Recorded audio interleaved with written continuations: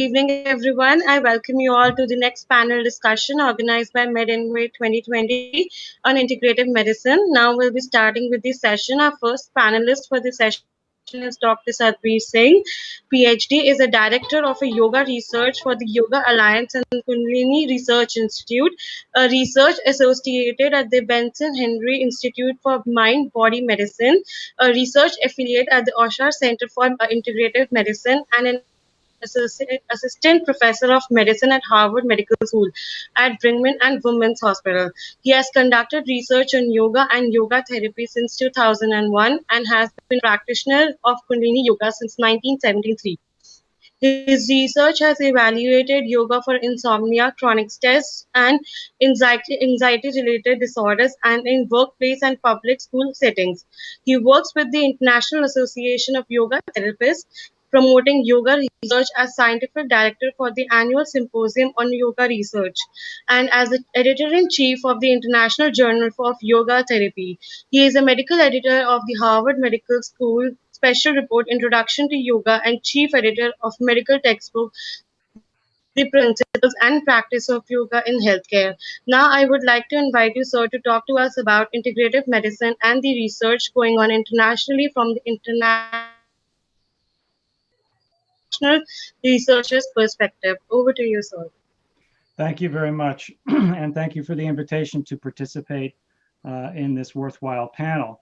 I'm going to go ahead and begin sharing my screen with my presentation. And the topic I have been assigned has been this topic of international integrative medicine research as opposed to India. And speaking of international research on integrative medicine, I think the leading organization that promotes research on integrative medicine is the Academic Consortium for Integrative Medicine and Health. It is based in the United States, but it has membership from many countries. And this is a consortium of academic centers which have integrative medicine centers. This organization is very active in promoting and representing integrative medicine within the field of modern medicine and holds a conference every 2 years, which is the largest conference on integrative medicine internationally. We also have another group that is holding a conference, and this is held in various locations. The next conference is the European Congress for Integrative Medicine, which is occurring at the end of February in London, England, next year. Now, in the United States, we are fortunate that we have a branch of our federal funding agency called the National Center for Complementary and Integrative Health, which funds many modalities of research on different fields within integrative medicine. And this is very similar to the AIIMS funding in India. Now, addressing the issue of the fields of integrative medicine and how they relate between India and internationally, I did a quick search on PubMed. And in PubMed, you are able to search for the affiliation of the authors. And so I was able to do a search comparing those publications that had authors from India and those that did not. And I looked at many different areas of integrative medicine and then compared the relative body, the number of publications in these different modalities. So if you look for all of the publications with the word Ayurveda in the title, what you can see is that there are 1,000 publications out of India and just slightly less of those outside of India. So India is strong in the field of Ayurveda, which is not surprising given that Ayurveda is an Indian practice. In terms of mind-body practice, India is also fairly strong and represents a substantial portion of the total research. Once we get to homeopathy, there is less research in India than there is in non-India. Obviously, there is a great popularity of homeopathy practices in Europe.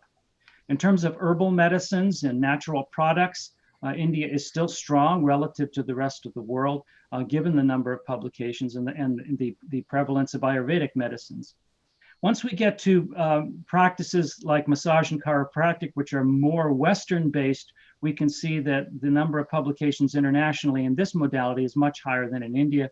And then, of course, there's no surprise that acupuncture is much stronger outside of India, given that this is really a Chinese traditional medicine. So this is sort of the prevalence and the relationship between what is researched in India and what is researched internationally with respect to integrative medicine modalities.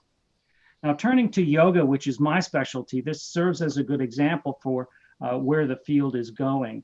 This is a publication we put out 5 years ago, which was a bibliometric analysis looking at yoga therapy publications, yoga for medical and psychological conditions. You can see, first of all, the growth in the number of publications, which is really dramatic.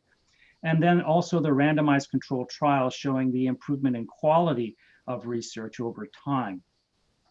And it's interesting also to look at the meta-analyses and the review papers that had been published. This was a search I did recently on PubMed, looking at those titles that have the word yoga in the title, as well as the word review or meta-analysis.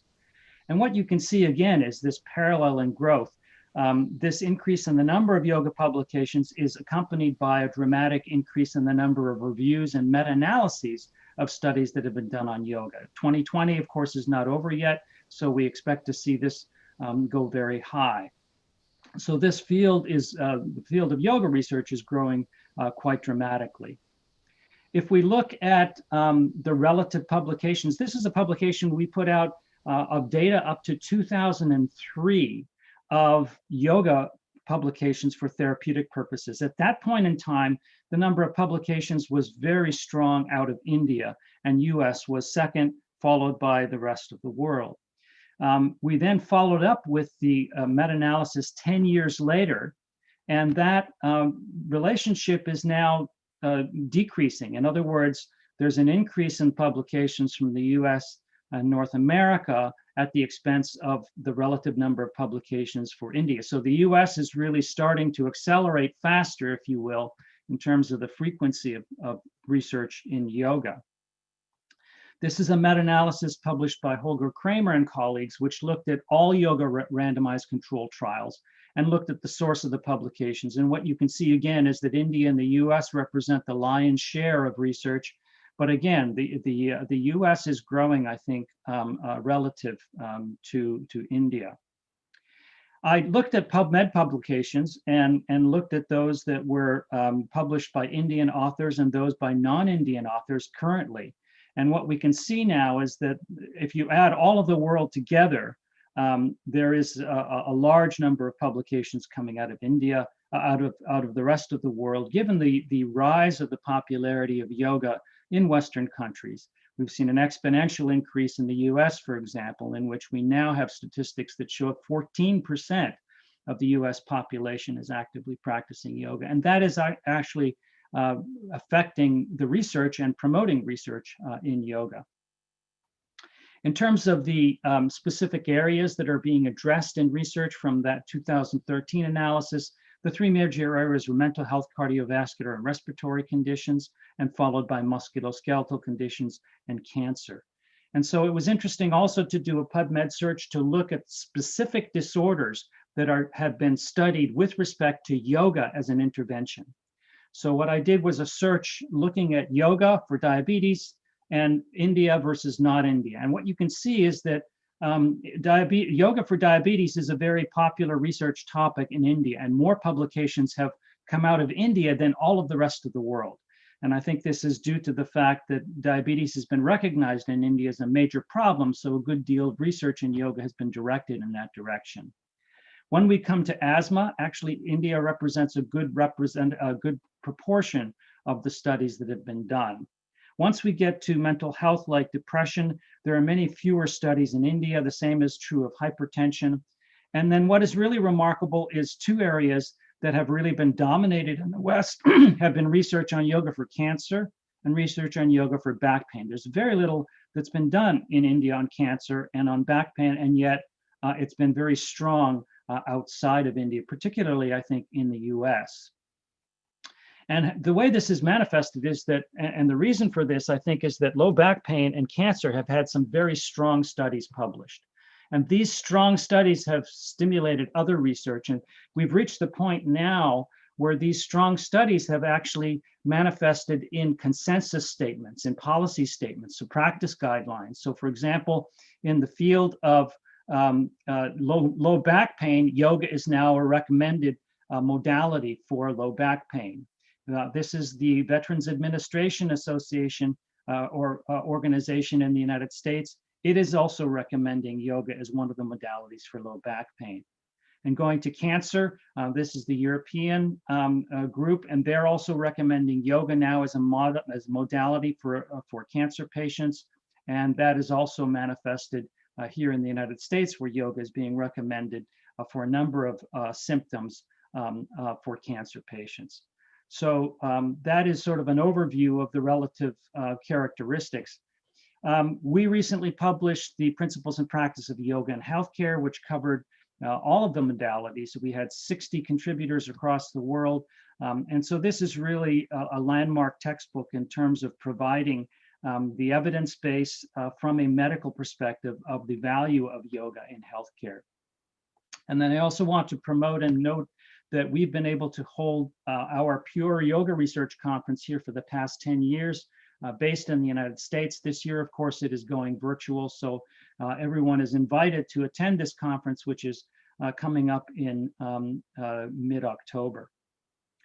So I thank you for your attention.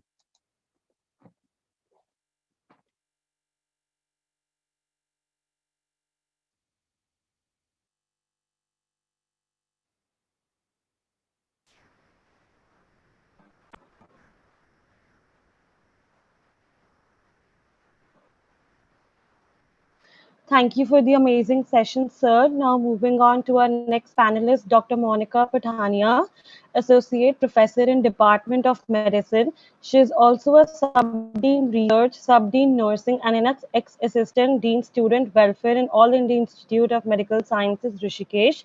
Her experience and knowledge in her field has always encouraged and motivated others to give their very best. She is a certified yoga instructor by Ayush and SSY and did her fellowship in diabetes from CMC Vellore and served as an associate professor at Department of Medicine in AIIMS Rishikesh. Her area of interest is mainly in the field of lifestyle-related non-communicable disorders, rural health, mind-body medicine applications, and integrative medicine.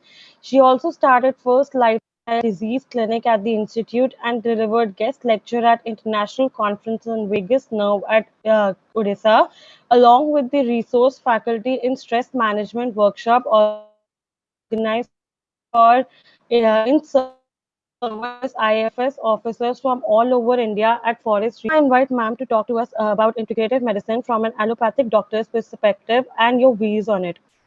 Oh. Good evening, everyone.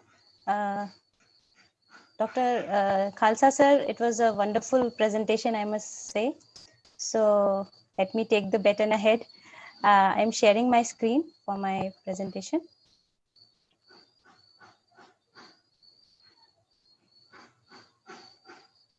So integrative medicine from an allopathic doctor's perspective. So sir has very nicely enlightened on the research aspect. So how I, as a modern medicine doctor, look at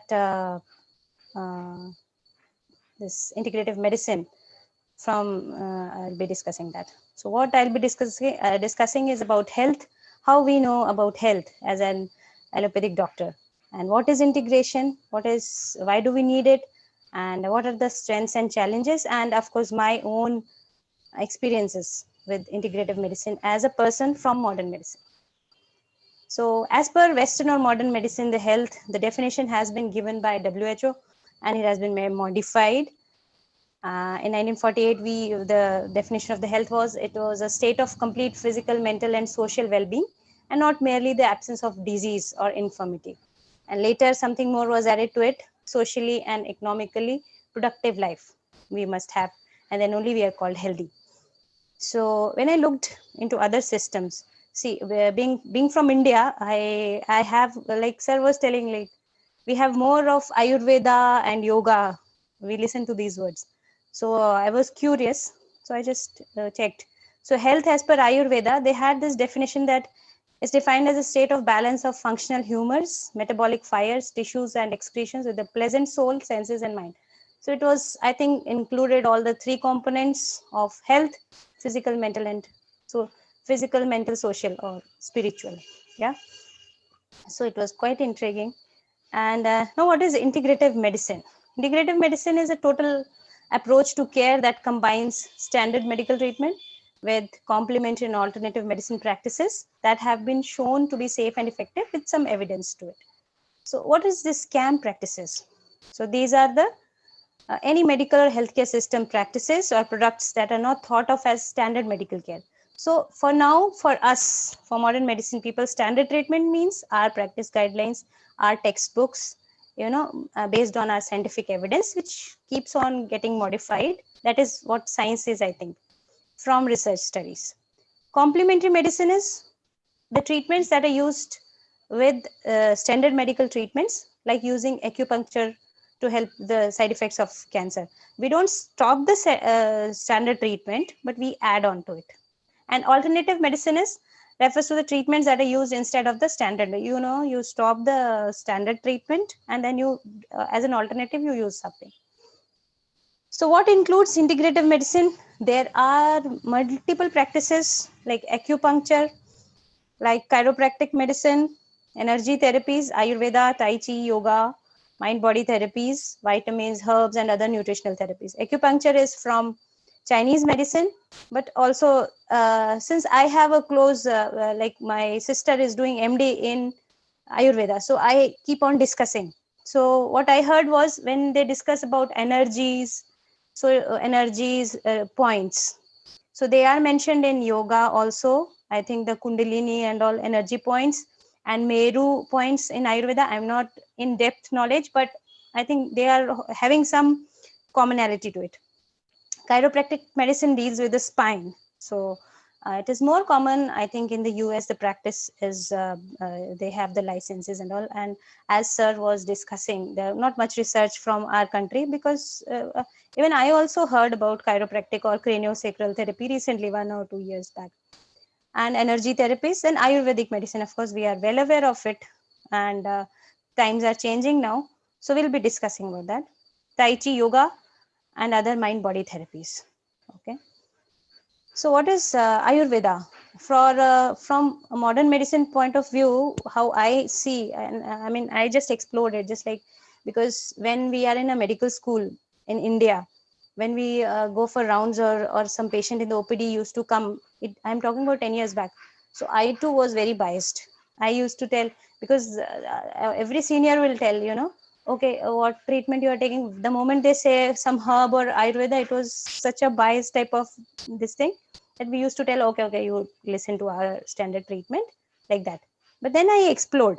So what is Ayurveda? It's the oldest holistic healing system. So what I felt was what the West tells about mind body medicine.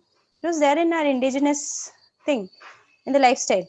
So yoga for your physical thing, then you go for yoga. Yoga includes meditation also, and then Ayurveda. It was a whole healthy package for an Indian. That's how they used to live in ancient times. That's what I perceive. And it was developed over 3,000 to 5,000 years ago. And I was doing more research, than I found that Ayurveda the aim of Ayurveda is to prolong life. So they are like more of a preventive kind of thing. They don't they don't only treat the disease, but they promote the health. They, secure the health of the person. That was quite interesting for me as a practitioner of modern medicine. And ultimately, as a practitioner, what do you want? I mean, as a doctor, you want the best for the patient. It's not about integrative, not about complementary, alternate. You want that the person who has come to you with some ailment should get relief anyhow, should get the best of it. So it's very good to explore, and that's what, as a modern medicine person, I was exploring.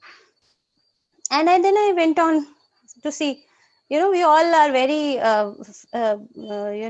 fascinated with the Greek medicine, how it evolved. So I was looking Hippocrates around 4th century. So these were the tools he was using. And then I also looked at Sushrut, father of plastic surgery, 6th to 7th century. And these were the tools that were mentioned in Sushrut Samhita. I never knew it when I was a medico. Otherwise, I would have never said somebody who took Ayurveda as a treatment, like, what sham thing you were taking. So that's the message, is that we must explore. Don't deny something, And these were the tools that were used by Sushruta. So what I feel is we need to know about the origin of evolution of Western modern medicine from Greek medicine. It is important. In the same way, being from the land of the place where yoga, Ayurveda all started, we must know the history, how it started, we must explore. And why do we need an integration? Why do we become a physician or a doctor? Hippocrates has said it nicely that wherever the art of medicine is loved, there is also love of humanity. So you don't see patient as liver or as lung, na? You see it as a whole. And what creates the disease in the patient is also there in the body and also around. So patient gets stressed from the environment and gets a hypertension. So you need not give a pill only to reduce the blood pressure. You need to treat it as a whole. So what I think was conventional care was very reductionist. It just focuses on the organ or a disease. Okay. And integrative care, I think it focuses on the whole person. So it empowers patients to care for itself. So integrative, there is a need for integration. You can't just, in a busy OPD of 250 people per day, you can't just diagnose somebody, okay, you have a hypertension, take this pill and go away. You can't do that if you are a doctor who just cares for the patient. You need to sit and walk through that is okay, this is a chronic disease, give some time to the patient. And there have been studies that if the doctor gives more time and there has been evidence and the patient improves, you need not give pill all the time. So I think integration is very important as a modern medicine person. And as far as I see, the traditional systems for now, non-communicable diseases, chronic diseases, they are good. Even the yoga, meditation, they are very good. And there is vast, robust evidence now coming up. But we haven't explored them for acute stages because the research in these indigenous systems, I think post-colonization or even during colonization stage, there was no research. So there is a gap there. So we don't know actually. And what we don't know, we must explore that. So in the last, I would like to share my experience, how as a modern medicine person, I inculcated integrative medicine at my level. So what I did was I started a lifestyle disease clinic at my OPD, wherein I will choose in the busy OPD the patients, and then in the evening time we'll have a yoga person who will be telling them, and everybody will be talking to them like that. So one thing is, if you want an integrative medicine, it starts from us, right? Second thing is my recent experience that made me, think of like integrative medicine is important. We cannot shun the things just because telling that there is no evidence, so this was my personal experience. I had a follicle which went into cellulitis. So I was like as a patient, it was a COVID time. So as a patient, I was thinking, should I go to a surgeon? Then I will be admitted and then there will be the incision. Okay, before I go with the story, I must tell that this is a disclaimer. Don't you have to go to a healthcare person before doing this. I was in regular consultation with an MD Ayurveda. So I thought, okay, let me try Ayurveda on myself, then I will see. And then I can strongly tell that, okay, it works. So I just did, it was a big abscess that was formed. So I took some treatments. I did all the dressings. There was a telemedicine going on between me and my sister. And without doing any incision and drainage and IV antibiotics, I just healed it. I mean, it just got healed in around 15 to 17 days with very minimal cost-effective therapies. So it was an eye-opener for me, because I always used to say ki acha jo aisa infections we can't because as a modern medicine person, I think I'm the best. I mean, we are the best. So I tried it on myself and I think it worked. So I just what we need is to explore about these modalities, because we are here to add what we can to life and not to get what we can from life. This is famous William Osler's quotation, which I like a lot as a doctor. And there are certain dilemmas to it. why we don't trust integrative medicine, because and what is the solution. The solution is, I think we have to trust the authentic people and practices. We have to have evidence with a room of flexibility, because the principles of Ayurveda are not similar to modern medicine. We give antibiotics for cellulitis, and it gets okay on 7 to 10 days. If we have to do an RCT, that dose will be given and things will be like that. In Ayurveda, what I was seeing is, every day my sister was, the doctor was changing the treatment as per the wound, and it was changing every day as per my whatever she was telling, dosha and prakriti, which I don't know, I'm not aware. But after I saw the outcome, okay, my wound got all right. I have my ears open to her way of treatment. Now I don't have a bias. So we must have unbiased, and we must have evidence with a room of flexibility. So you can't just translate, put fixed thing like RCT to Ayurveda. We have to develop some modality on how to, generate evidence from this system. And of course, we must have awareness among the students, so that like I was biased, and I was not. I could never imagine 10 years back I'm talking on integrative medicine. So that bias comes because we don't know. Nobody teaches us, and what we see around is people are just shunning. Okay, this is all sham. That is not, should not be done. We should explore it, we should know about it, and then if it is not working, shun it. That is scientific. But we should not right away with the prejudice mind shun anything. So that is one point. And I think just we do have it at AIIMS Rishikesh. We have started from last year. We've given an Ayush curriculum wherein we teach about Ayurveda, Unani.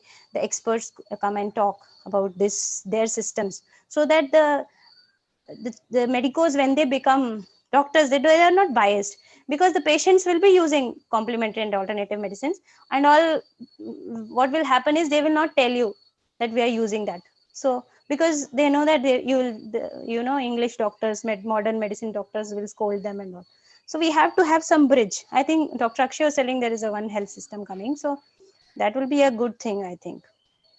And we should encourage research, and we should have a awareness among our fellow healthcare professionals also, and the quality control is needed. So I think that's it from me. The take home is, there's much to gain in deepening our understanding of the interconnections among the multiple domains that encompass human health. Preserve in original and in authentic with a scientific temperament, without making it all fit in our biased template. So what I think is, what the West talks about mind-body medicine has been practiced in the indigenous Indian system. Only yoga had to become yoga, and Ayurveda had to become Ayurveda to come back to us and accepted by we people. So I think it should be maintained, and we need to have an unprejudiced, open mind to explore like a scientist and bring the best for our patient. That is the main aim. It's not about which system, but the best thing for the patient, cost effective, obviously. These are the few books I think will open up. I usually recommend people. So I end up with the great quantum physicist, who says, whenever we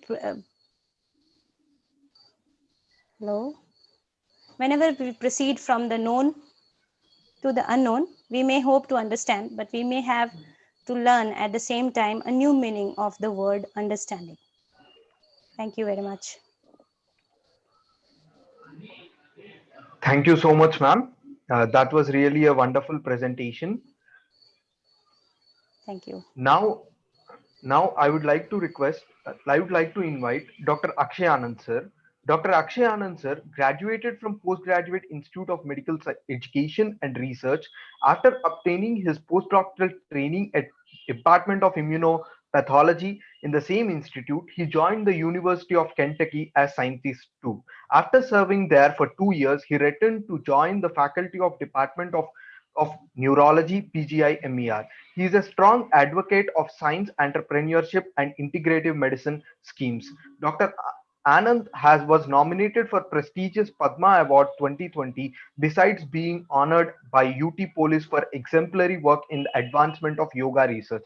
He has been awarded for ICMR Amrut Modi Unichem Prize, Sardar Vallabhbhai Patel Foundation 9th International prestigious Sardar Patel Award, and obtained over 2 dozen international travel awards. He is an editor-in-chief of Annals of Neurosciences and the official journal of Indian Academy of Neurosciences and Integrative Medicine case reports. He has over 179 international publications in peer-reviewed journals. He was also designated expert in mission by ICGEP, Tri-State by Triest for Intellectual Property, and his resource faculty for various national and international forums and academic and regulatory committees. He serves as a visiting professor of Kyoto University of Medicine and Swami Vivekananda Yoga Anusandhana Samastha, and earlier was served with Lesia Ukrainian Eastern European National University and Sri Sri Institute Advanced Research Bangalore as its visiting professor slash visiting scientist. Thank you, sir. We welcome you. Now I would like to ask you to present on the topic integrative medicine and the research going on in India from an Indian perspective. Thank you, Dr. Madhav, and all the panelists for this wonderful session and getting us together to talk on a subject of integrative medicine. And Dr. Monica, what she spoke and what Dr. Sadbir talked about, the latest graphs you may remember of India versus non-India into yoga, Ayurveda, and acupressure. How do we combine those graphs and how do we interpret that with what Dr. Monica said in her explanation of how she looked at her injury and with her interaction in an unstructured fashion with her sister who was an MD in Ayurveda to develop an interest. What I look at is as in a very ad hoc fashion. Is there a means to structure that? Is there really a need to do that? So that is the question on table. And with that in context, I'm going to try to use no slides and just to use these two scientists who gave us some graphs and ideas to develop a kind of a narrative of what we are doing in India and which way should we move forward. So if we really need to structure the things, you may remember Dr. Monica saying that there is something happening at the national level. To structure anything in a meaningful fashion, we need to have a good planning. And this planning requires a body which is controlling education or medical healthcare delivery or something. So we have something from the government called One Nation, One Health program. Just a couple of days back, there was a news that the government has decided to come up with an integrative health education system that will address the issues raised by Dr. Sadbir of having a 1.3 billion population with a huge number of Ayurveda and Ayush system, yet not able to publish enough number of evidence or papers. What are the reasons? And also to then bring in more scientific temperament among our scientists, among our policymakers, as well as our allopathy doctors, of the importance of such alternative systems for diseases that are not acute or which are preventable. And therefore, this particular One Health, One Nation program calls for a reform in the medical education. Medical education is so important because it structures the way you think and you're not left wandering on ad hoc experiences. So I propose that although at this time in India, we do not have a integrated MBBS basic medical degree program, all they are taught is anatomy, physiology, biochemistry, forensic medicine, medicine, surgery. And then you do an internship and then graduate out as a doctor. And then you go for an MD medicine or surgery or community medicine, and then you become an MD. And if you want to specialize, all of you, most of you are students, this is the trajectory or the pathway you're going to follow. But how if we have a MBBS system which exposes us to more, makes us more open and more open not only to our own modern medical system, but to other therapies that Dr. Sadbir alluded to in his PubMed search, such as acupuncture, yoga, Ayurveda, Siddha, Tibetan medicine, and you name it, Tai Chi or whatever. So this is not present, but the new framework provides for this to happen. And a 10-year study group is planned to be a part of the National Niti Aayog or the Planning Commission, which will roll out the map. how to make that happen. So you think about your MBBS, most of you are doing MBBS. How many of you would like to experience this? Will it reduce your own importance as doctors? Is that really important? Or is the, as Dr. Monica said, patient centric, being looking at the benefit of patient is more important? So, and also the other reason why we need to get into this is the cost effectiveness. We are a huge country, we're depleting health budgets, and now with the pandemic, we are fighting to resurrect new hospitals with ICUs. A lot of these non-communicable diseases are getting unmasked because they make you vulnerable if you're hypertensive, diabetic, or elderly. They make you vulnerable if you have with a kidney failure, heart failure. Can we prevent them? So the cost effectiveness also calls for measures that are driven towards exercise, good lifestyle, good sleeping habits, more and more aligned to Ayurveda dictate or what she told in 3,000 years old. So therefore, at the moment, if I were to give you what is the status of Indian medical education, we do not have an integrated medical education. And moving on to why we do not have education, which is an integrated model. So probably there is not enough research which has looked at one paracetamol versus ashwagandha or HCQ versus Brahmi or ashwagandha.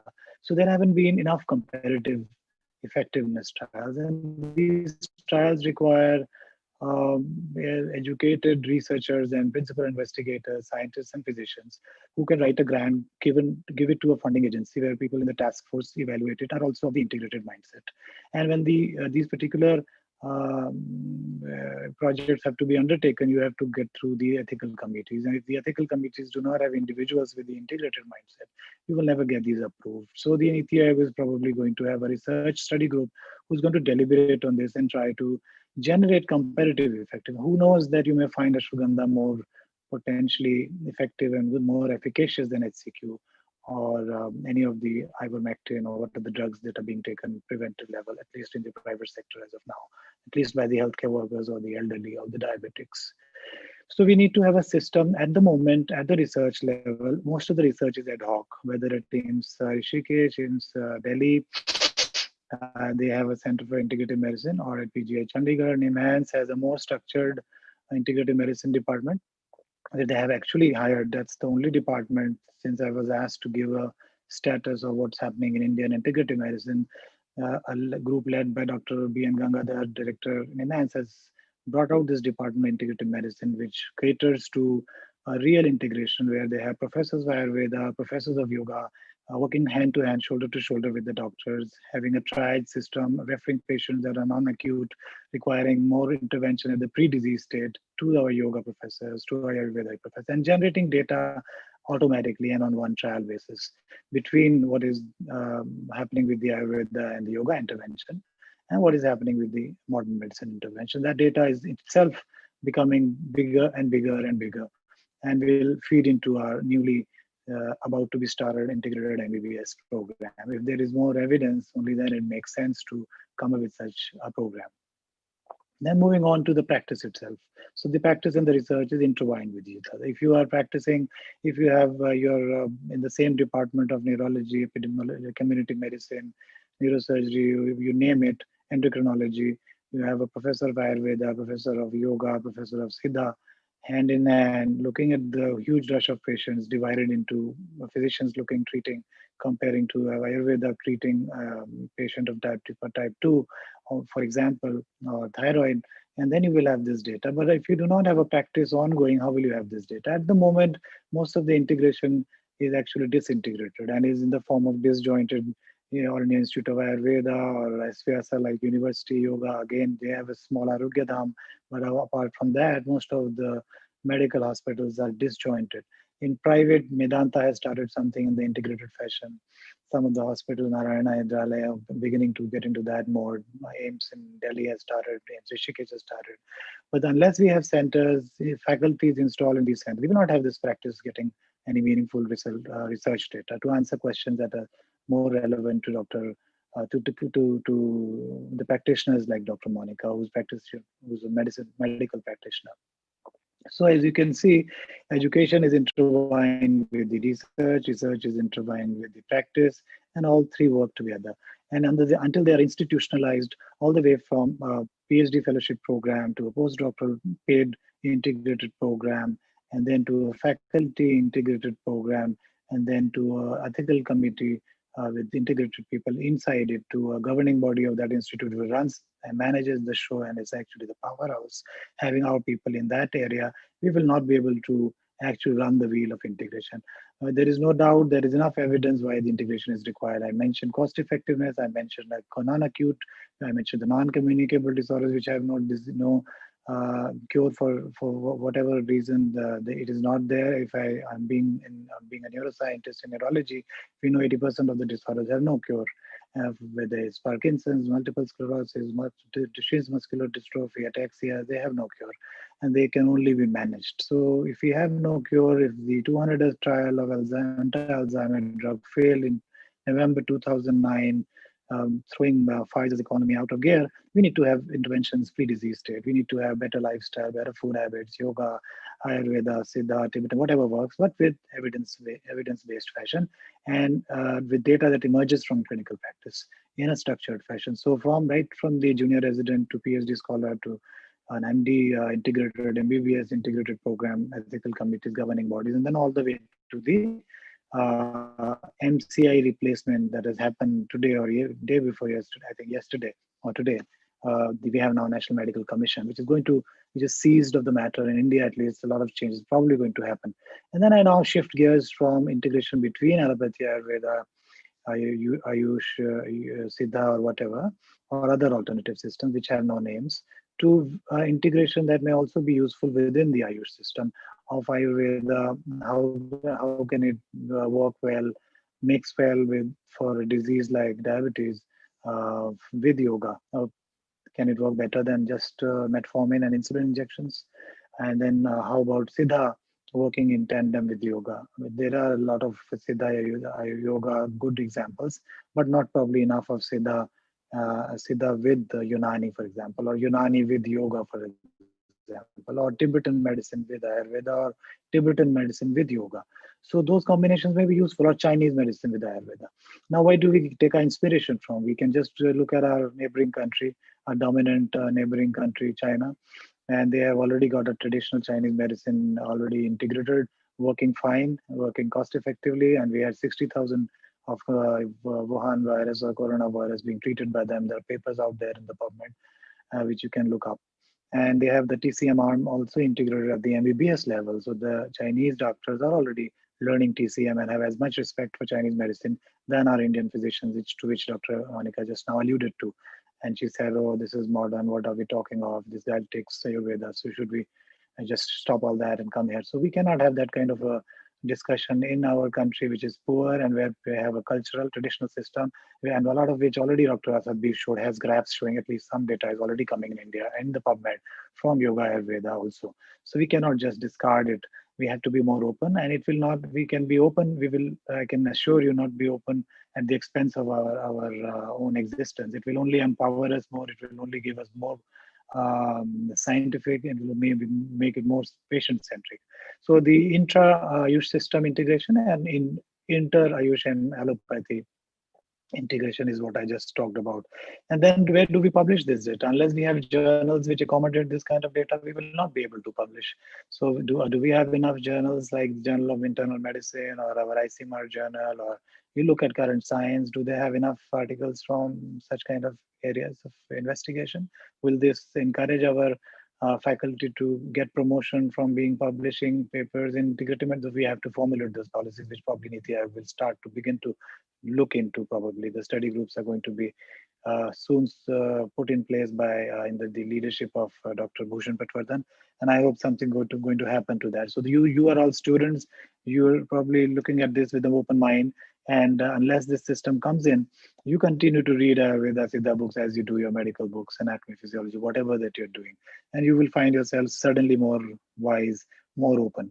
And then comes the importance of quality. How many of the institutes have a quality system, good lab practices, or good clinical practices? So that particular aspect also needs to be integrated in various medical education, research, or practice itself, documentation, auditability, back traceability, the transparency of not only the prescription of the generic drugs, but also of how much you are throwing, how much you are contributing to out-of-patient expenses. That will also be checked if you have a transparent auditable system, which is enshrined in GCP, good clinical practices. And that probably will also find more robust place in the new MBBS curriculum if it happens.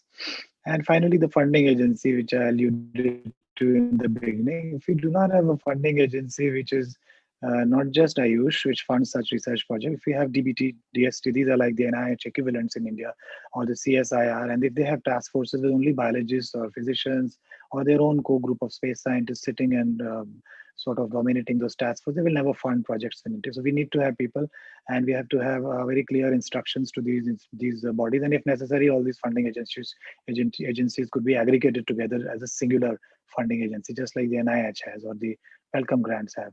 There is no need probably to have an CSI and or maybe even ICMR separated from DBT. So will that kind of an integration right from top to bottom as well as bottom to top will probably help us too. And finally, dear students, when you look at the disease, you don't want I know you are all trained to look at emergencies, ORs, and you do surgeries, and you need people to be sick and so that you can operate and get trained and become specialists. But wow, would you not really like to go to the community, save the poor person's pocket, bank, avoid him taking a big loan to pay his loans for his treatment?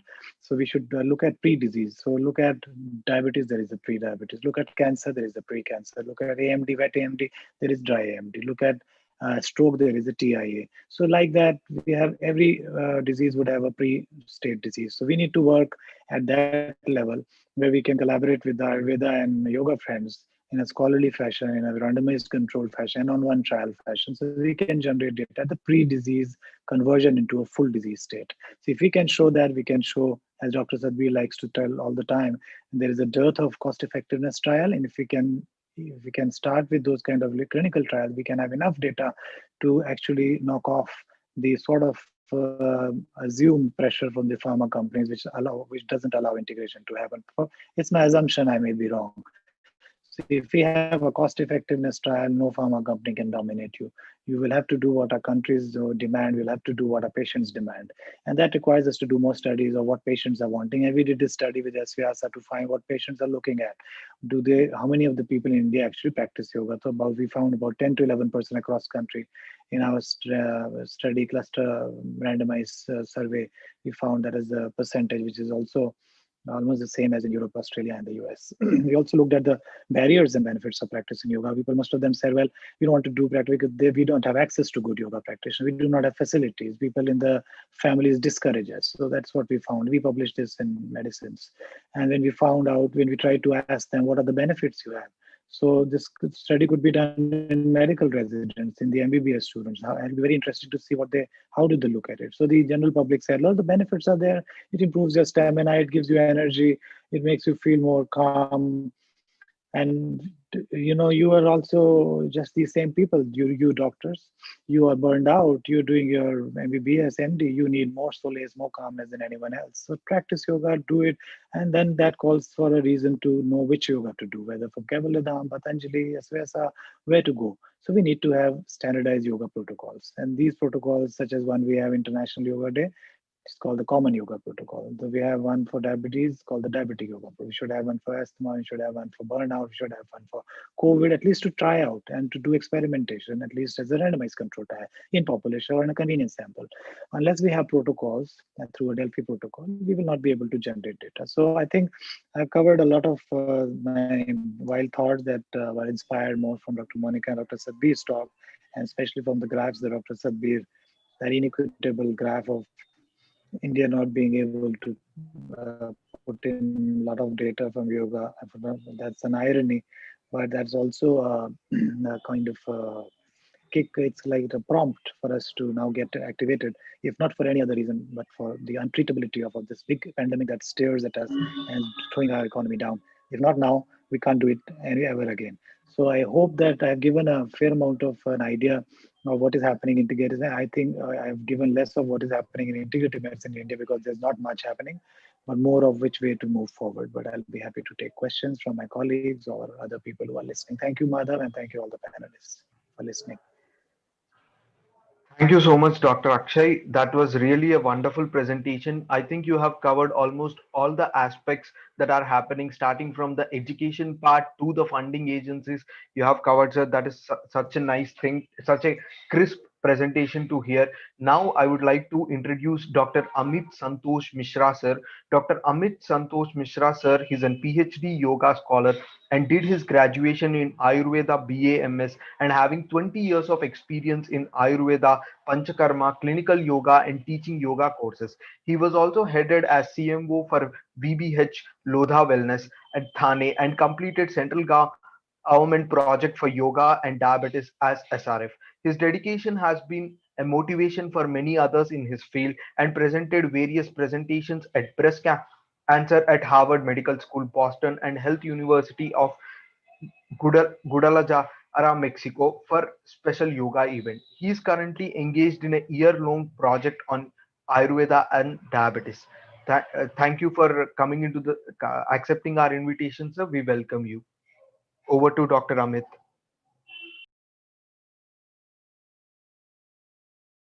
Sir, can you please unmute yourself? Yeah, I'm very sorry about the same. Am I audible now? Yes, sir. Okay. Thank you, Madhava, for this kind introduction, and thank you, organizer, for giving me this opportunity, whereby I am sharing the dice with Sadbirji, Dr. Akshay, and Dr. Monica. It was an eye-opener about the papers which has come up from India as compared to the rest of the world with the presentation from Sadbirji. And then Dr. Monica shared her own experiences with regard to the Ayurveda and the pustule. And then we moved on to Dr. Akshay Anand, who gave a eye opener like what we from the integrative should be doing it. And I think all the medical students who are on the other side will have some take home messages, because these are the great peoples from the research and from the clinical side who are here to guide us. So this is a real learning for me too. So I am a clinician, whereby I have tried to combine yoga and Ayurveda. So I'll be giving more of a clinical side, which we have been seeing in the last 20 years. So if I see the definition, integrative medicine is more centered on the patient. So it is for the well-being of the patient. And so it has been rightly said that integrative medicine is an approach to care that puts the patient at the center and addresses the full range of physical, emotional, mental, social, spiritual, and environmental influences that affects a person's health.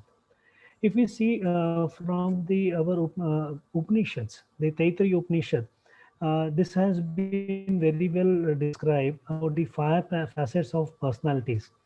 Uh, to start with, the first one is the Annamaya Kosha.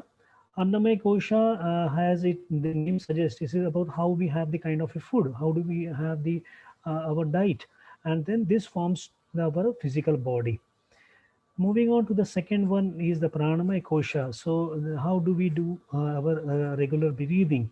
Because it is a sound kind of a subtle energy which will be recharging the whole of our micro cells and our system as a whole. So this is the second facet of the personality. Whatever the kind of likes and dislikes which we have, or the desires which we have, encompasses the manomaya kosha. And whenever we are getting pulled up with our likes and dislikes, then we have our intellect to guide us. Kartum, akartum, anyatha kartum. Should we do, should not we do, or we should do it later on. So this is the Vigyan, or the intellect, which will be guiding us. And if we have a balance in all of these four, we will be in a state of bliss, which is known as the Anandamaya Kosha. So integrative medicines has been rightly put into our traditions. So what I'll do is I'll take each of the systems, and since in the last 20 years of our practice, what we have seen is it's many of the allopathic consultant who has been referring the cases to us. And what we have done is we have always tried to have a kind of a integration whereby the medicines, the pharmacological approaches will be taken care of by the consultant, and we will be taken care with the yoga practices or the Ayurveda therapies. So each of us will be taking part into the patient's well-being, and the outcome has been definitely always a better one. So why the musculoskeletal which we are talking about? Because if you see, most of us are now having a kind of a lifestyle where we sit for almost 8 to 12 hours. We have a lot of discomfort at the cervical and at the lumbar area. So definitely, there are many patients who walk to us where we have been able to give them the relief in the form of the Ayurveda therapy, which is known as Kati Basti. We have been able to avoid the lot of surgeries and lot of hospitalization because of this Kati Basti treatment. As you can see, a kind of a ring has been prepared on the lumbar area, and a medicated oil which has been warmed indirectly is been retained into this particular ring. This, when it gets cooled off, is again the warm oil is being poured, and this continues for another 30 minutes and for 8 days.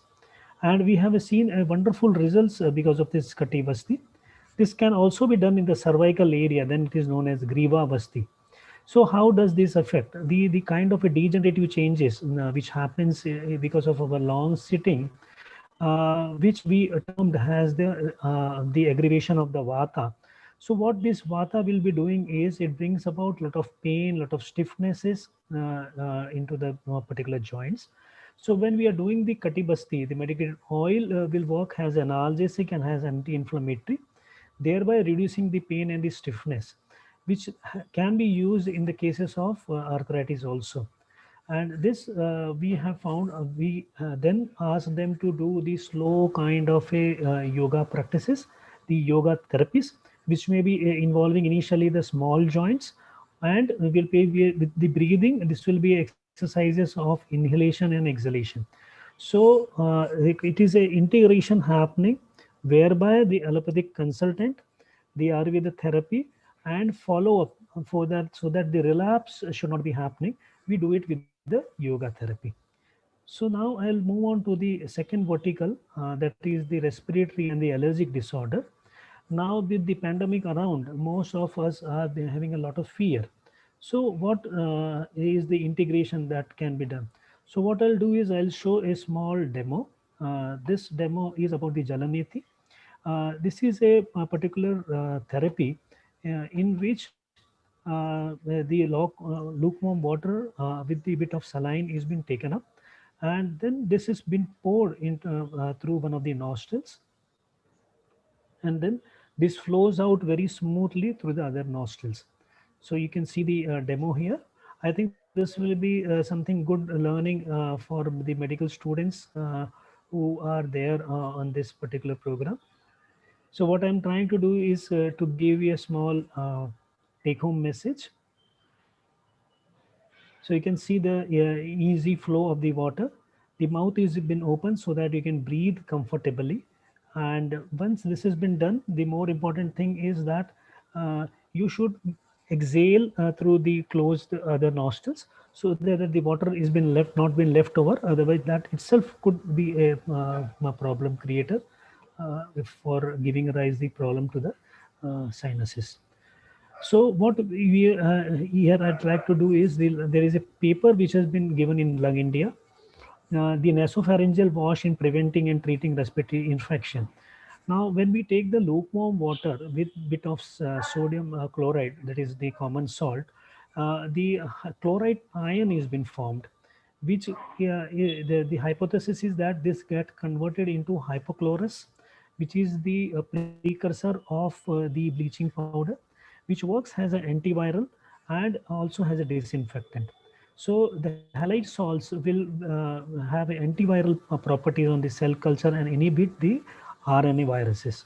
Also, we know that the saline has a washing or a cleansing effect, which can improve the clearance of the mucus and avoid the post-nasal drips, which has been usually seen into the people suffering from the COVID problems or the respiratory problems, because the saline and the warm water itself will bring about the raise the sensitivity, and this will also help people who are suffering from the allergy problems. The other study is about the yoga for bronchial asthma. It has been done from the Esvyasa Yoga University. So what you can see is the pranayam meditation and the kriya was been done. Uh, if you can notice here, when they notice the improvement, automatically when they've been referred back to the doctor who were able to reduce their medicines or the inhalers. And if it needed, it was also been increased. So what we look for is, since it is a kind of a integrative kind of a approach, the medicine score will reduce over the long duration, and that will affect benefit the patient. So that is what the aim of the integration or the integrative practice is.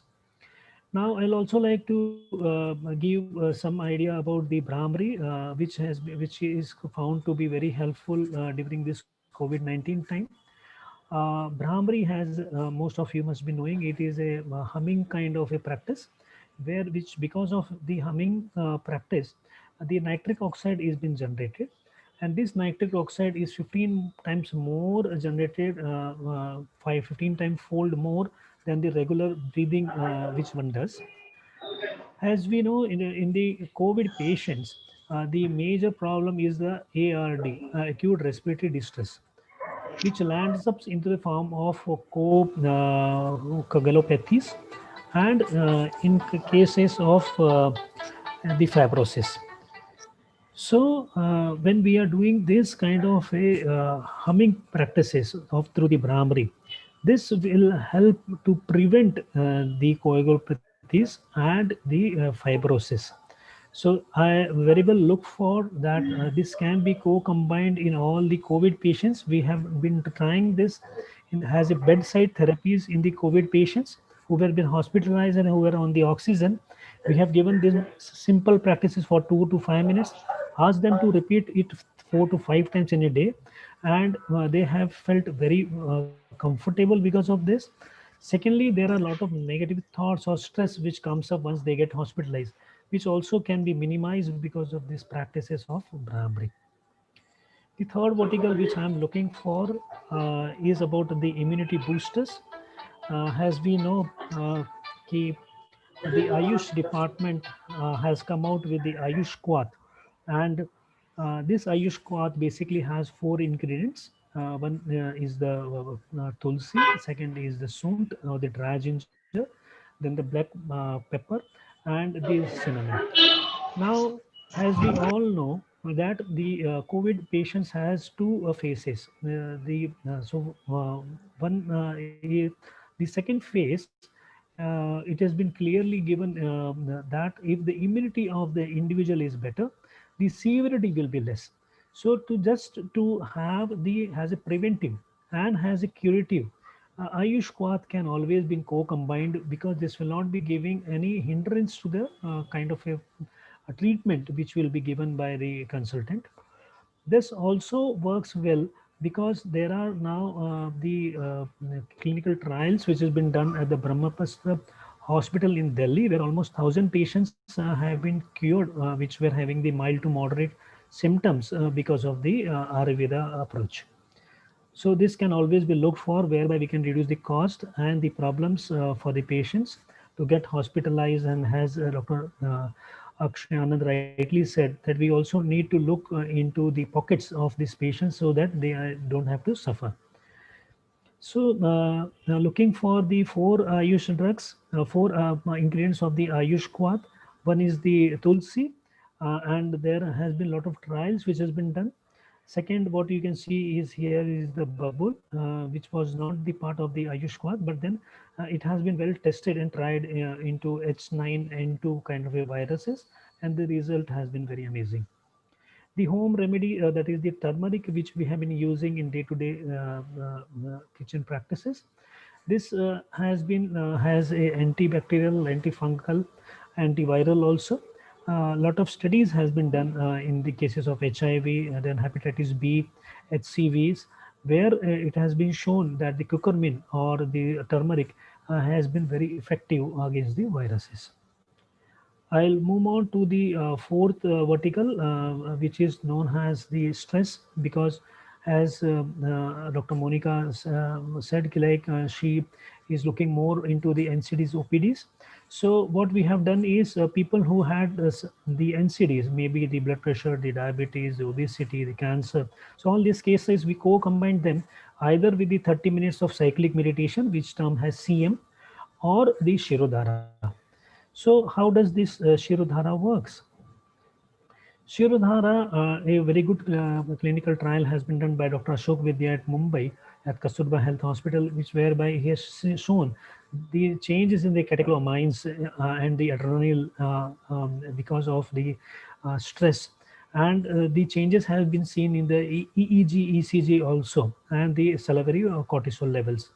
So when the Shirodhara has been done, especially for the people who are having a lot of mental functions to do, who are into the management level, managerial hierarchy. So Shirodhara is able to help them to reduce the stress. It has also been found to helpful to the people who are not getting the proper sleep. So Shirodhara works very well. So we can always have an integration whereby the Shirodhara can be a non-pharmacological approaches which can be given.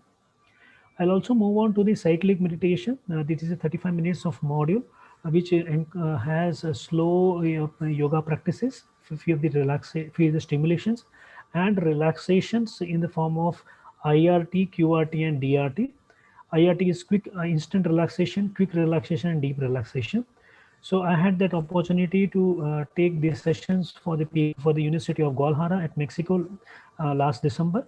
This 21st of June also we did it online for the people at the Denmark. And what we found is that the group relaxation can be done. The cyclic meditation, 35 minutes of module, is more effective than the 6 hours of sleep. And this is the slow stimulations which have been given. This is the paper which shows that the amount of the oxygen consumption is much greater, that is 32% less than their normal persons, and the autonomic arousals which comes because of the stress is also been reduced because of this. We have found this to be very effective in the people who are not getting the proper sleep, who are having high sugar because of this stress, and for people who are having the high blood pressure. So this has found to be very effective. Many people have many approaches. They feel like this may work to relieve the stress. This is just a joke, kind of. Well, the NCDs which we have been talking about, which we see the stress is prevalent in both the pre-diabetic and the diabetic, as Akshay sir was talking about the pre-diseases. So we need to take care of the approaches here, the lifestyle measures. This is the paper we found that which Akshay sir was also been discussing, that the benefits and the barriers are there to the various therapies. So if that can be overcome, this can be put into the practice at workplaces, in the group, or to the individual also, which if it forms to the part of our daily regime, will help prevent people going down or visiting a lot of clinics. This is the knowledge, attitude, and practice of yoga paper, where we saw the 89% of people believe that yoga works, but more important is the attitude that they need that to be put into the practice. So I'm almost done. Just last one more slide. This is the 12 hours of sitting now, which we have been doing, which we need to avoid by the practices. So I'm done with my slide presentations. Over to you, Madhava. Thank you so much, sir. That was such a wonderful and a crisp presentation about Ayurveda. Initially, we thought that we would come up with some of the questions of our own, but after looking at the YouTube chat, there were a lot of questions that participants were asking and were discussing. So we thought that we would go with those questions. Uh, so so there was a question at that, how to make sure that integration is done in an evidence-based manner rather than the word of mouth, or pure empirical based, which is the case that seems to be in India. Dr. Akshay or Dr. Sadbir sir, would you like to take this question? Maybe I can just say this is not entirely true, because the All India Institute of Ayurveda and even the well, I can't include the yoga, sorry, the Ayush clinics, how they are running it, but most of this is extracted from the Ayurveda texts. And I've just left two references. Both of them define the Prakritis or the Tridosha genetic aspects published in premier journals such as PNAS, and the other one is Brain and Behavior. In fact, Brain and Behavior is published from Harvard. So, but there may be people just as many as there are people who are if in the medicine or pre-medicine also doing, acting as quacks as much as anyone else is doing. But it should be discouraged. It should be scientific, and it should be evidence-based. Dr. Sadbir, you want to say and expand on this? Yeah, certainly it's going to take time. I mean, all of these fields of integrative medicine research are in their infancy. I mean, these trials are 10, 15 years old. We have not had much research in this area. So it's going to take quite a bit of time before we have studies. But to discount traditional therapies based upon the fact that there's no research, I mean, that's not an informed strategy either. We do have a number of trials of Ayurveda, yoga, and other integrative medicine practices that give us some degree of confidence that there is benefit to be had here. So it's a tricky situation when we don't have all of the randomized controlled trials on every Ayurvedic preparation at this point in time. So to a degree, clinicians do have to go based upon faith. And there are, as Dr. Anand pointed out, there are associations of Ayurveda who try to promote proper practices with proper knowledge, and so it's going to take some time. Thank you so much, sir. Now I would like to point a statement which was made by an audience, and then I would like to ask the question. I feel the statement is, the problem is that we look towards integrative medicine at the end stages. If a disease in a disease only when allopathy has failed us. I think that is the statement. And then the question is, how can we manage that? How can we use integrative medicine at the nascent stage? I would put this question to Dr. Amit as well as Dr. Monica.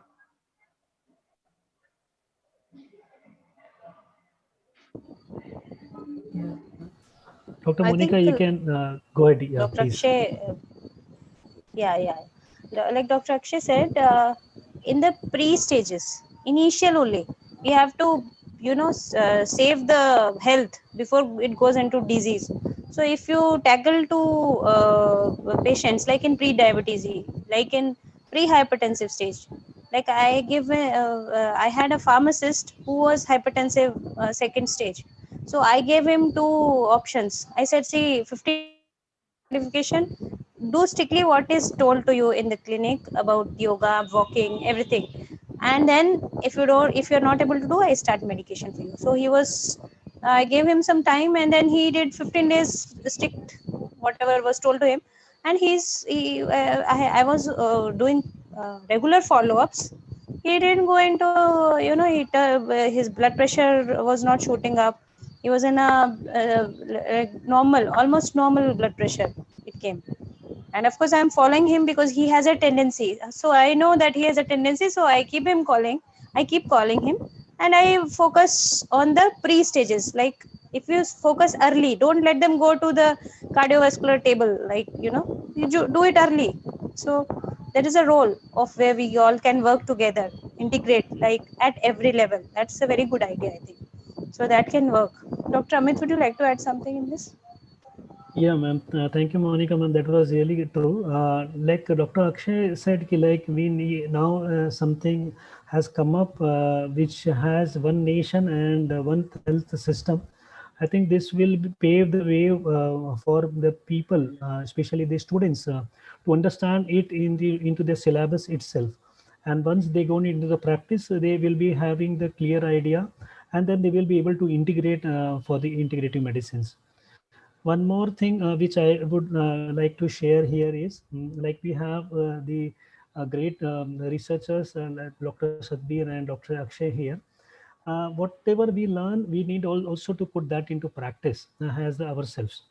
I have been lucky enough to be at PGI for a period of 4 weeks, and I have seen Dr. Akshay with his researchers giving the short breaks whereby the researchers were given the time to practice the yoga, so that they are able to actually have the feel of whatever they have been studying about.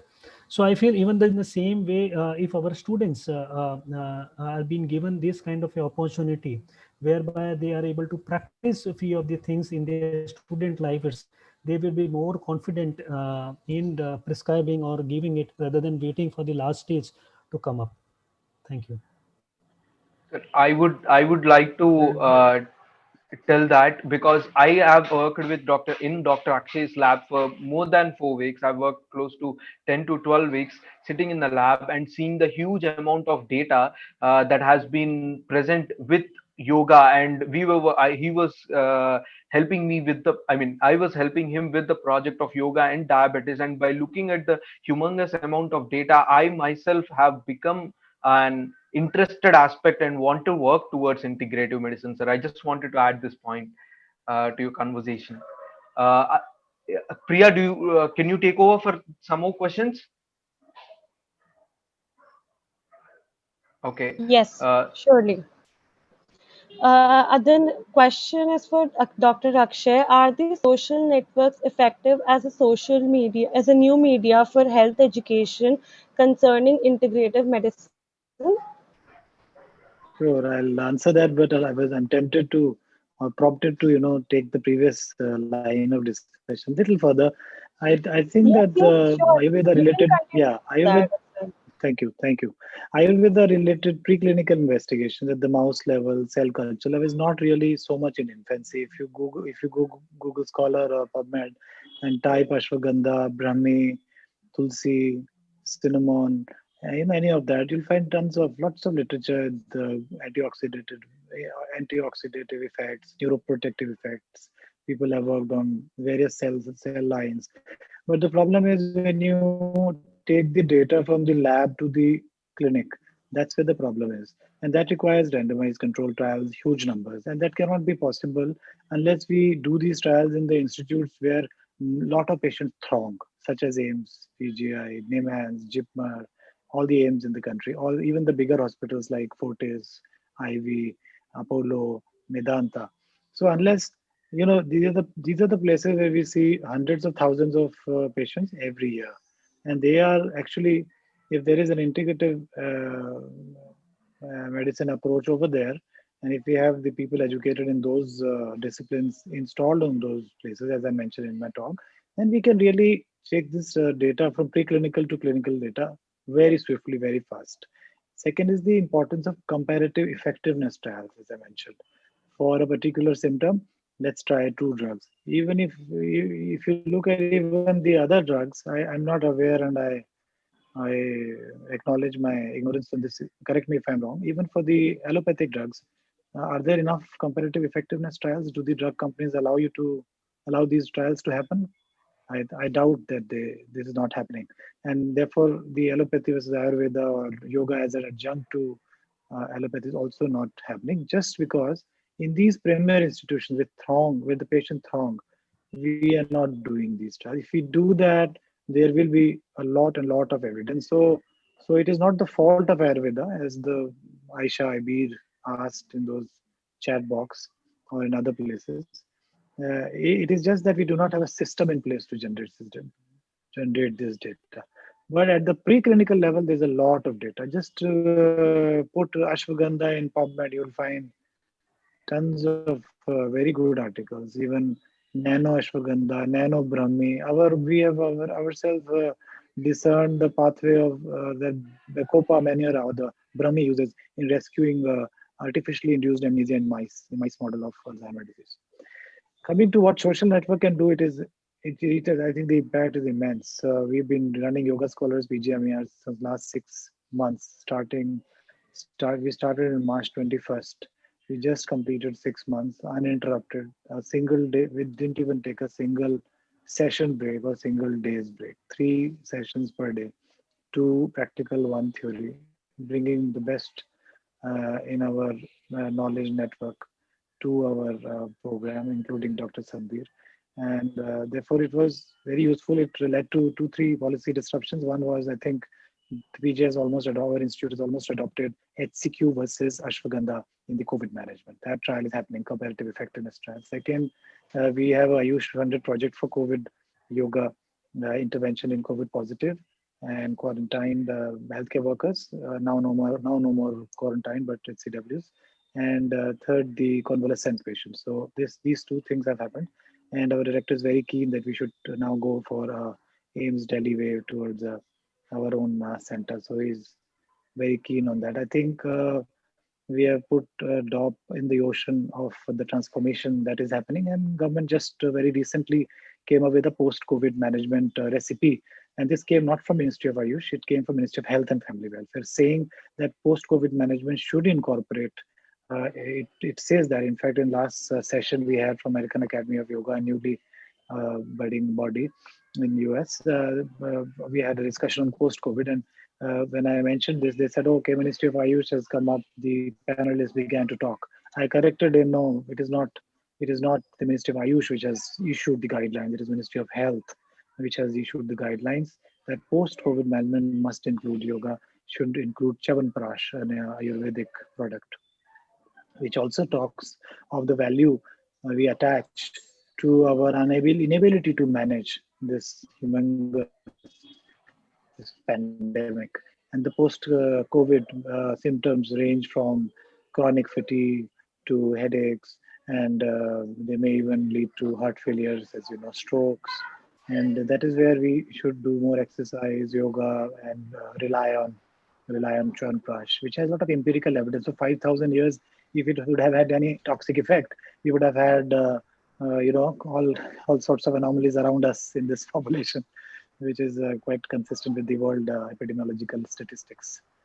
So the social network is essential. We are now talking and we are spread across, and still we are able to converge to this agenda of integrative medicine. We can oppose, we can agree. This is all due to social network. Views I find with my social network yoga scholars very, very faithful to our impact factor and citations. I find the sessions which are really attractive are of good content. We get good views in that. And social network helps you to share. You share more. You tend to share more. I think it's a very good network to collaborate, to foster more collaborations, and even policy disruptions, as I mentioned. I'm sure others have more to add. I'm sorry I took a lot of time talking. Thank you. Now, my next question is to Dr. Bir Singh, sir, and I would like all the views from all the panelists regarding this. How do we create a viable economic model for patient-centered integrative health? So I think the research is really critical, and along with the research on efficacy, of course you need high quality papers, you need strong papers, strong randomized controlled trials, and then you need these summarized and reviewed so that then there's policy statements. But that's one aspect. What we're talking about here is translation from the basic science to the clinical science, and so a clinical trial is one thing to show efficacy. But if the treatment is too expensive or not accessible, then it's not implementable. And so we need definitely these phase 3 trials, which are pragmatic trials, implementing these practices within the healthcare system on a real world basis to really determine if these things can work within modern medicine. I think cost effectiveness trials are absolutely critical. For example, in the field of yoga, the only cost effectiveness trials that have been published are those in low back pain. We have no cost effectiveness trials in any other modality. And that is critical because we need to show that patients can afford these treatments and that they're accessible. So I think the pragmatic trials, the phase 3 trials, these are very, very important for us to conduct. And the reason we don't have them yet is, again, the same reason I mentioned earlier. We are in the infancy in this field of integrative medicine as a whole. It's just been happening over the past few decades. So we are just asking questions. Do these treatments do anything at all? That's our question at the moment. And then the next question, are they applicable to large populations, and can they fit into the model of modern medicine in a cost-effective way? So there's a lot of issues to address, but I think the research in basic clinical efficacy followed by pragmatic trials showing cost effectiveness an applicability and feasibility in pragmatic settings. And that could include customization of protocols or treatments, making it more personalized, perhaps, and that also require more research. That is certainly a complaint in yoga therapy. The yoga therapists are complaining that the studies that are done in yoga with standardized protocols don't reflect what they do, because the yoga therapists treat individual patients and target the yoga therapy to the individual's characteristics, severity, and personality characteristics and history. Whereas in clinical trials, it's a one size fits all. And so that kind of research is also important to show that the way Ayurveda and Chinese medicine are the same way. You do an individual diagnosis. And so that a diabetic patients may get two different diabetic patients might get two different recommendations for Ayurvedic medicines. And that's due to the way that these practices are tailored to the individual. So that's another important feature. And we're nowhere near close to those kinds of research trials. So we have a long road ahead of us in terms of coming out with the full research for these traditional medicines. I think that's a very important point, and we actually went ahead and filed a patent application proposing to have a artificial intelligence augmented reality device which could be put across to a person, because in our study which Amit showed, a lot of people complained they didn't have access to good qualified yoga practitioners, and then the customization is even more difficult in that particular aspect. So we are now engineering a electronic device which we've put in front of a yoga trainee, based on the inputs that the person gives, can create a customized yoga protocol and then check every asana, the moment, how long you do it, put an attendance, and how much to hold based on age, based on the comorbidity that you're feeding into that system. So we are developing that particular device, which will probably add to the cost effectiveness and to the data that you will generate, as well as to customization process, which is otherwise really going to require a lot of human resource. And this can even become a global thing. I mean, you can take it across nations. Yeah, even the mortality rate which we have seen in India is less, and it may be not on the record, but many of them have been using the Ayurvedic herbs or the spices at their home in the form of Ayush quats. And also a lot of them have been doing the yoga kind of a practices which may not come onto the record. As rightly pointed out by Dr. Akshay Anand, now the ministry has taken up the confidence of incorporating this also, like the Chyawanprash. This itself can be a low cost module for the people of India. I believe that.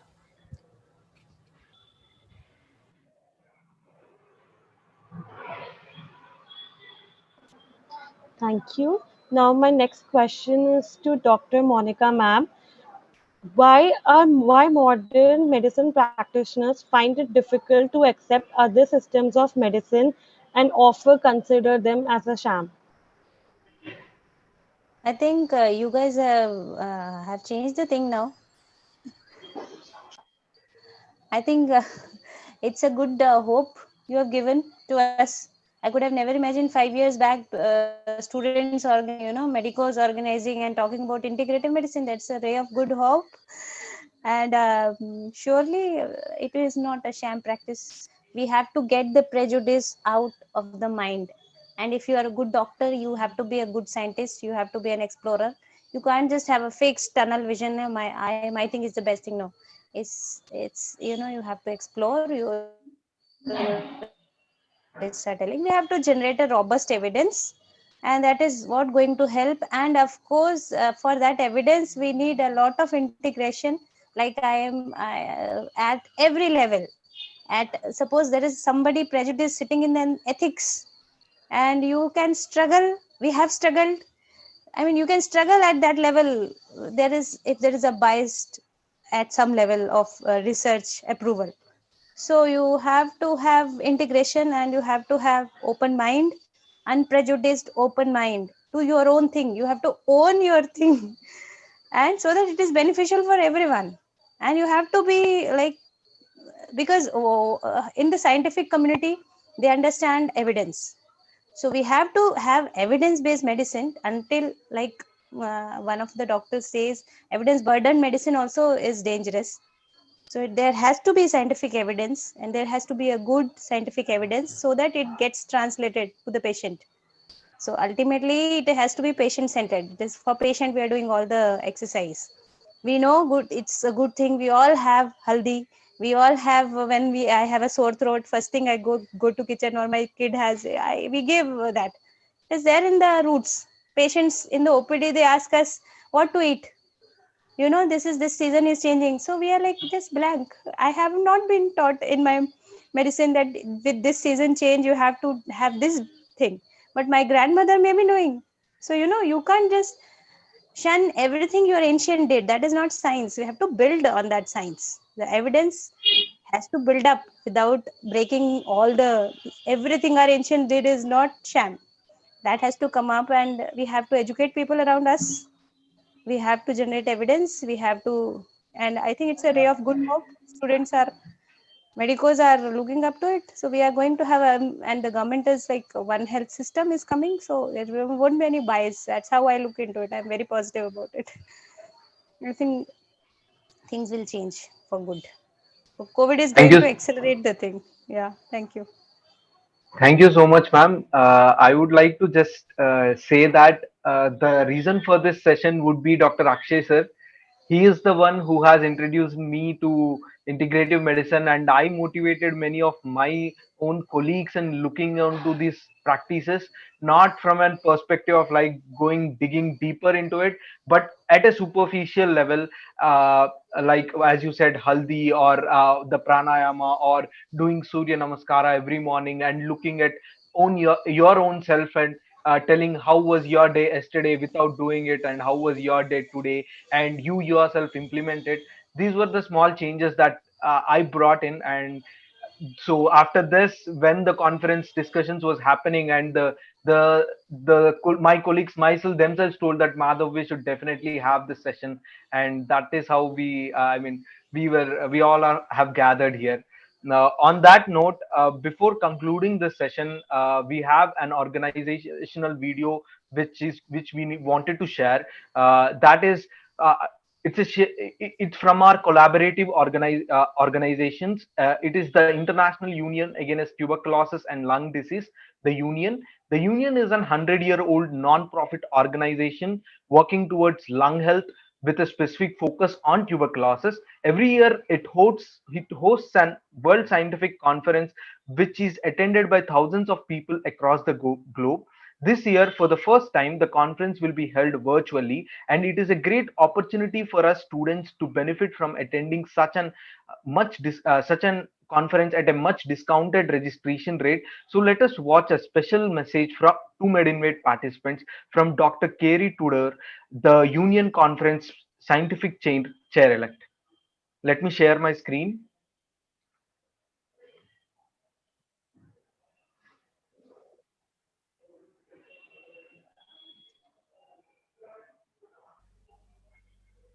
Hello, and happy to be presenting to all of you at MedInvade this year. I'm here to introduce the 51st World Conference or Union World Conference on Lung Health to you today and give you a little bit of background on the Union. My name is Dr. Kerry Tudor, and I am the chair-elect of the Coordinating Committee of Scientific Activities for the Union World Conference on Lung Health. So let me first start by giving you a little bit of history about the Union. The first international conference on tuberculosis was held in 1867, about 15 years before Dr. Koch actually was able to identify the germ that caused TB. The Union traces its origins to these gatherings of experts from around the world who were determined to collaborate and find a common solution to the White Plague or tuberculosis. The International Union Against Tuberculosis was formed by 31 national lung associations at the first meeting in Paris in 1920. This was known as the Constitutional Conference. So a little bit more about the Union. The Union draws from the best scientific evidence and expertise to advance solutions to public health challenges affecting people living in poverty around the world. Since the Union's founding 100 years ago this year, we have been driven by the principles know, share, and act. to find solutions to the biggest challenges to lung health. Our work spans TB, tobacco, HIV, and AIDS, lung disease, and non-communicable diseases across the lifespan. Our partners includes government, international agencies, civil society, as well as the private sector. So now I'd like to give you a little bit of information about the Union Conference. And last year, this conference was held in Hyderabad, India, and I believe that many of you may have attended in person last year. Our executive director, Jose Luis Castro, has said that this year, or about the conference, that my hope is that this conference will galvanize our community in a new way to move from incremental steps to giant leaps towards the global goal to end the TB epidemic. So this year, the theme of the conference is Advancing Prevention. And this draws on the political declaration adopted at the United Nations high-level meeting on TB 2 years ago, which promised to prevent hundreds of thousands of TB infections and deaths every year. As we know, prevention is key to ending TB, reducing tobacco use, and improving lung health worldwide. Yet prevention has been neglected as a research and operational priority in this sector, and has never really featured as a conference theme to date. With the threat of COVID-19, prevention is critical for limiting its repercussions on global public health. The 51st Union World Conference on Lung Health will put prevention at the center stage in this conversation. So why should you attend the Union Conference this year? This is a vital event for all those working on every aspect of lung health across the lifespan. The event uniquely focuses on the challenges faced by low and middle income countries. You will gain access to the world's largest gathering of clinicians and public health workers, health program managers, policymakers, researchers, and advocates working to end the suffering caused by lung disease. An excellent scientific program featuring over 300 sessions on TB, air pollution, and tobacco control, as well as this new pandemic threat that we're currently experiencing of COVID-19. So who attends the conference? As many of you may have been at the conference last year, it's a large conference and we have thousands of delegates every year from more than 130 countries. So it really is a global conference. Students, clinicians, doctors, nurses, public health workers, and other health program managers routinely attend. We also have an active civil society presence at these conferences with activists, advocates, and survivors of TB and lung disease. We have high-level speakers, global experts, and policymakers from across the globe, and influential opinion formers, VIPs, and high-profile media. This year, we're very excited that Dr. Anthony Fauci from the United States National Institutes of Health will be one of our high-level plenary speakers, our keynote speaker this year, and we're very excited that he has agreed to present.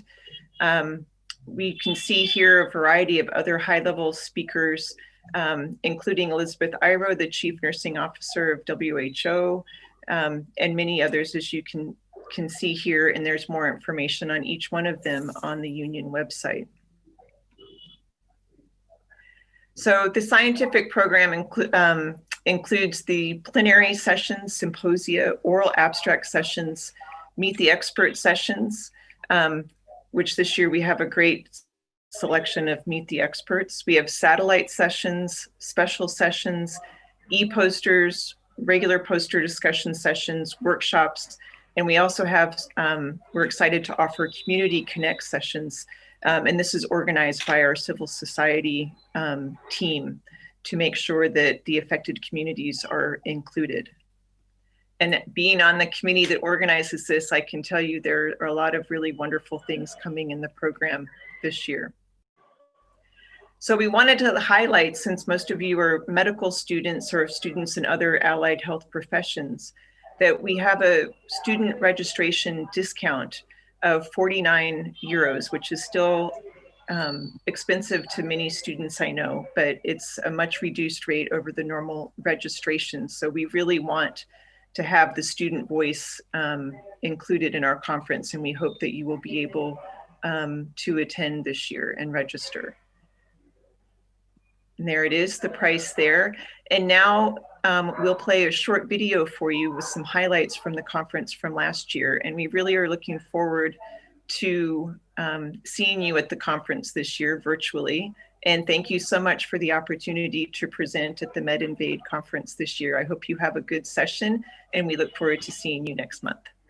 I'm here at the conference because I want to know best practices of the world. To get informed about different problems in different parts of the world. So I'm really excited to meet other TB researchers in other countries and other regions to see the advancements in TB treatment and notification. Well, for me, the Union's World Conference is like a family reunion. To gather knowledge from the international community, to learn more about the learning in the different parts of the world.